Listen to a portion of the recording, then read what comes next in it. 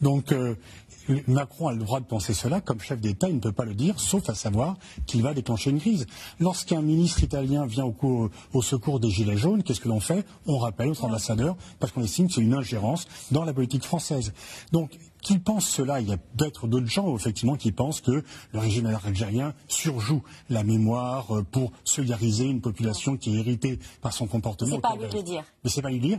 Et surtout, remettre en cause l'idée même d'une nation algérienne, là, il bloque tous les Algériens, y compris les opposants au régime.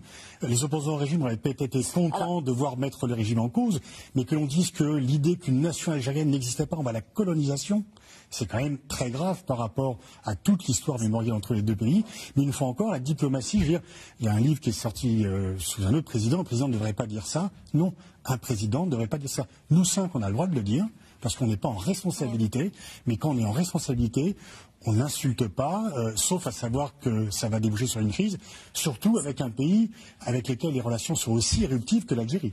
Quand vous voyez la réaction de l'Algérie vous analysez les relations internationales depuis longtemps. Pascal Boniface, rappelez son ambassadeur, dire pas de survol aérien pour les avions de l'opération Barkhane, c'est grave, ça traduit plus qu'un agacement. Oui, ça veut dire l'Algérie veut montrer qu'elle ne se laisse pas faire. Le fait d'interdire le survol aérien, c'est extrêmement important parce que ça va fortement gêner les militaires français.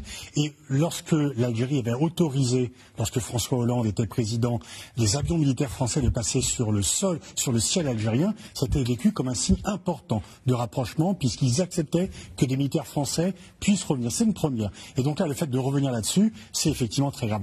Le rappel de l'ambassadeur, c'est un geste parmi d'autres, il pourra le renvoyer, mais c'est surtout des traces que ça va laisser. Le président a cru nécessaire de mettre un peu, de tempérer un peu ses propos, mais je pense que, vu les difficultés du régime algérien actuel, le mal est fait. Et je crois aussi que, en dehors d'une colère peut-être par rapport à une absence de retour en Algérie, il y a aussi un discours de politique intérieure de la part d'Emmanuel Macron. C'est-à-dire ? Disons que les Algériens, les Arabes n'ont pas trop la cote, Zemmour monte en flèche, et donc on vient un peu chasser sur les terres de Zemmour et du Front National.